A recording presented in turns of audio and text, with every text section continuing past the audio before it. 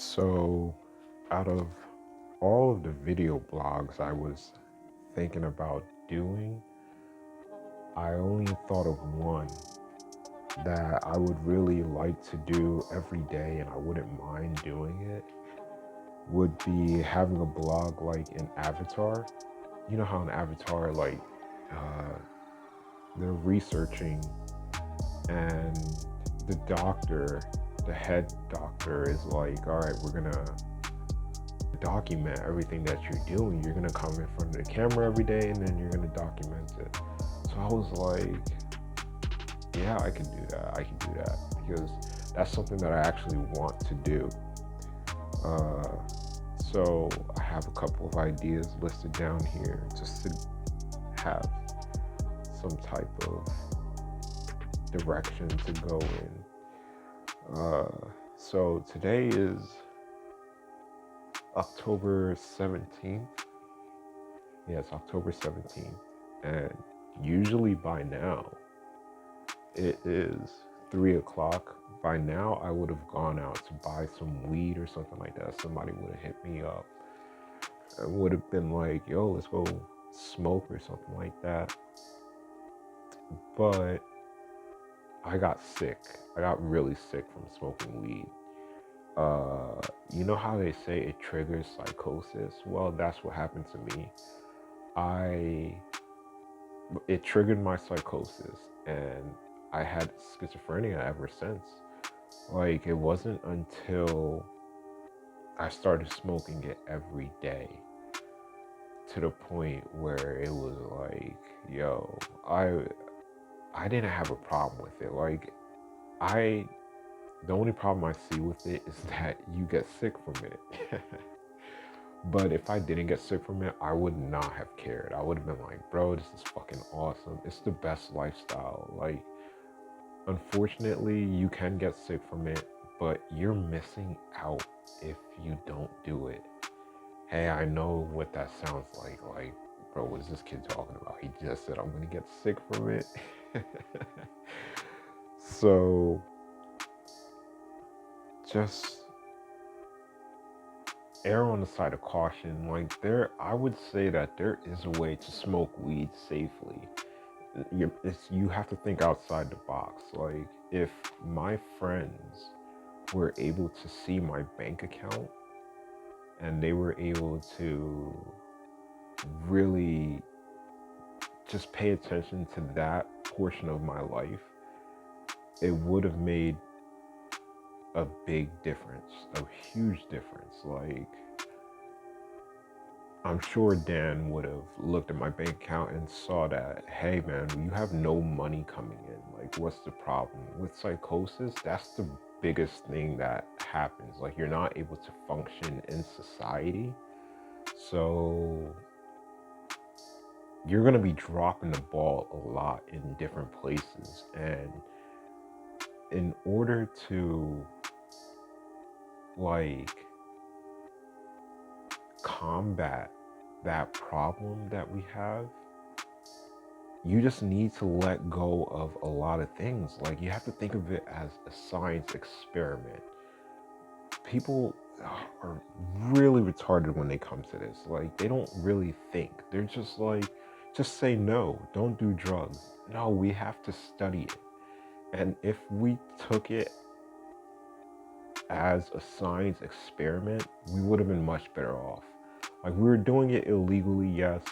We just got legal in New Jersey not that long ago, like 3 years ago. So I did it when it was illegal.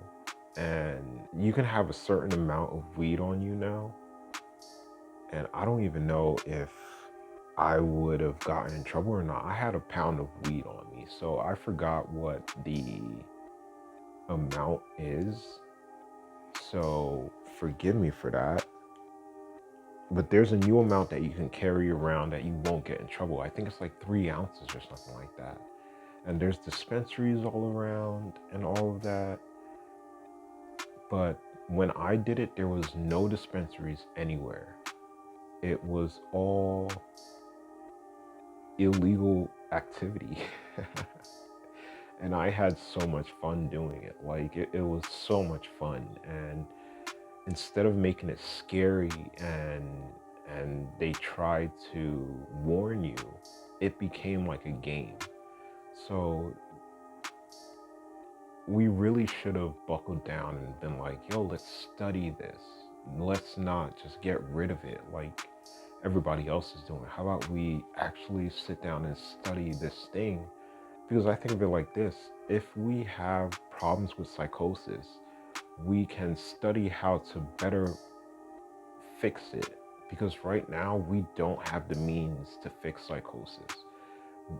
The medication does not really work. It comes down to mindset. It's like, do you know that you need help?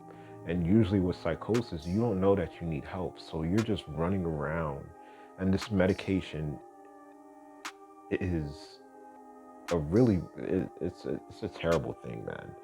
Like the things that go on in your head with this medication is absolutely crazy. You have thoughts of really just destructive ass thoughts, and it comes with the medication. It doesn't come from the psychosis itself. It's like the medication starts to tear back those different problems, and it starts to show these different problems, and it's like, see, you have problems. But really, it's like, bro, I didn't have these problems until I started using this medication. And that's what happened. So why don't we sit down and actually study it? You know what I mean? Weed feels like the only interesting thing to talk about, really. Like, there's not much to talk about. I've had girlfriends, so trust me when I say I'm not interested in having one. That's just another idea where I find so many drawbacks by having a girlfriend. Me and my dad were talking about this last night. You have to entertain them. You have to keep on top of them. It's like having another human being to take care of. And I don't find myself wanting that responsibility. I don't want that responsibility. I don't want to entertain another person for the rest of my life. And right now I'm disabled. I'm not like crazy disabled. I could stand up and walk and everything, but I'm mentally disabled from the weed, you know, what we were just talking about. But I've had girlfriends before where I know what it feels like to have one. And I know that I don't want one. Like, it's crazy how I look on social media and I see these guys, they're like, I want a girl to do this. I need a bitch. I need someone. And I'm just sitting here like, bro, I'm good. I'm good with my sex toy. I'm good with my hand. I'm perfectly fine. My friend wants to get me on a dating site, and I don't even want to go on a dating site. Like, she's pushing me to do all these things, and I'm just like, bro, I'm an introvert to the T, to the fullest. Like, introvert, capital I think it starts with an I. But I'd rather sit here and do this. And I feel like doing this is like, you know how they have those time capsules where they put them in the ground and then 10, 15 years later you open it up and then it's there for you to look at? Well, I think of it as creating time capsules. This is what videos and posting it to YouTube does. It's like a time capsule, but probably for way longer than you think. Like, maybe you're gonna see this in the next lifetime. You have absolutely no idea. So that's what I'm doing. So we talked about girls last night with my dad. He has his views about girls with tattoos. We were talking and he was just like, would you date a girl with a tattoo? And I'm like, yeah, I don't care. If I had to, if I was put in a situation where a girl is like, I love you, and I'm sitting here with the girl like, listen, I don't want to have kids. We can have all the sex we want, but if it ever comes down to having a child, the answer is always no. And if you force me to have a child, and see, this is why I'm like, bro, I just don't want one. It makes no sense to get into a relationship if you guys can't think on the same level. And my level of thinking is that I do not want the responsibility of having a child. I don't want the responsibility of having a relationship. I want to be able to be free in all meanings. Like, what does being free mean to you? And being free means no responsibility for me. So, like, if a girl ever wanted to have a relationship, I would lay down those ground rules because I am still human, but don't take advantage of me. You know what I mean? Like, I'm human. Of course, I'm going to want to have sex with you. Of course. But I don't want the responsibilities that sex brings. I don't want the responsibility that a relationship brings. That type of relationship brings. Because I'm perfectly fine by myself. You know what I mean? But he has this view about girls with tattoos, and he's a very old man. He's old fashioned, but he grew up in Haiti. And in Haiti, you have the option. Sometimes you don't. You have the option to go to school or not. And school is pretty much laced with a bunch of teachers that are abusive. So back in the day, the teachers were abusive. They would hit the kids in order for them to learn. And my dad didn't like that. So he never went to school. He tried it. He didn't like it. So he just stayed at home. And he was basically a child slave. That's what they call it. I think they call it like not Rastafarian. It's something. I forgot what they named it. Kids in Haiti, they usually grow up without parents, or their parents can't take care of them because they don't have the money to do it. So they find richer families. They look for families that have the opportunity to raise a child. And what they do is that they work for food. They don't work for money, they work for food. So my dad had it bad where he worked, and if he didn't get up to work that day, they wouldn't feed him. So that was his whole life as he was growing up in Haiti. Everything he had to do it. He didn't have a choice. If he didn't do it, he wasn't going to eat that day. And it was a hell of a life. So that's how he grew up. And in his 20s, I think he moved to America, or when he was 25. I have to remember the story again. I wish I could get him in front of a camera to tell his story, because I feel like stories needs to flourish. Like, this is how we've been doing it for our whole existence. Like, we had word of mouth, and then we started writing it, and then we started putting them in books, and we started filming stuff, and filming is the next thing that we have to tell stories. So this is why I record and stuff.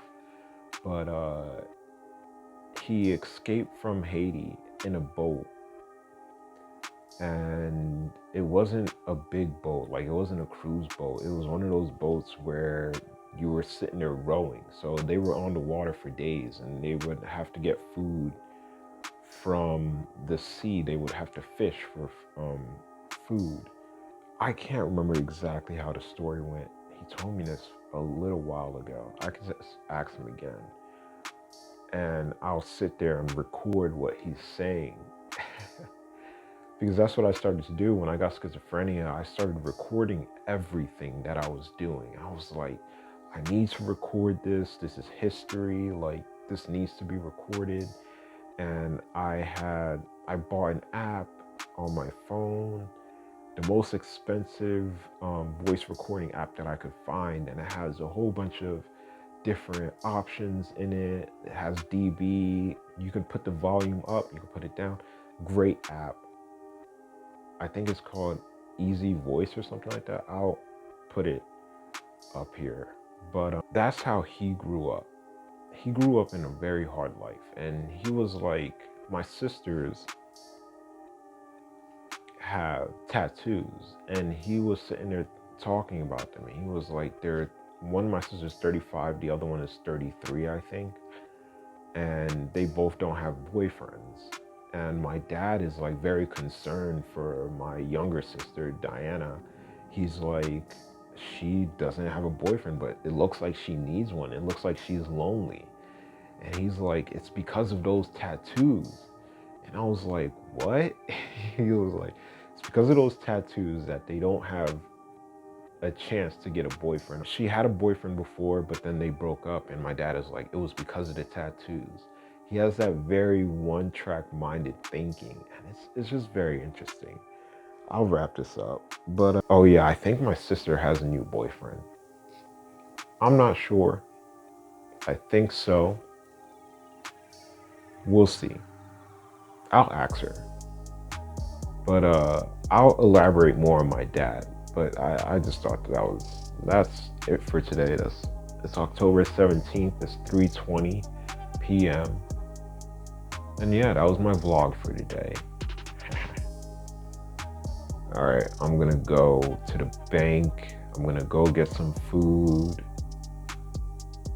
And I'm gonna go get a light for my mom's truck to switch out for her.